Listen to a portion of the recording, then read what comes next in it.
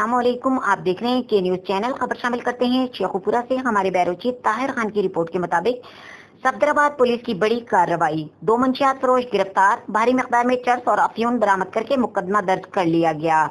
DPO Sheikhupura गाजी सलाउद्दीन की खुसूसी हिदायत पर डीएसपी सर्कल सफदराबाद चौधरी रियाज अहमद की जेर निगरानी एसएचओ थाना सफदराबाद राना मोहम्मद अकरम ने पुलिस की भारी नफरी के हमरा खुफिया इत्तला मिलने पर किला मीर जमान के करीब नाका लगाकर मंशियात स्मगलर जहूर और अब्बास को गिरफ्तार करके इनकी गाड़ी से 12 किलो चरस और 5 किलो अफयून बरामद कर ली।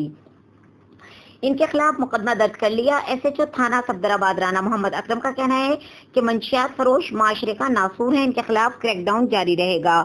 मज़कूरा मुल्जिमान इलाका गैर से अरसदराज से सफदराबाद समेत दीगर इलाकों में मंशियात बड़ी तादाद में बेचते रहे हैं।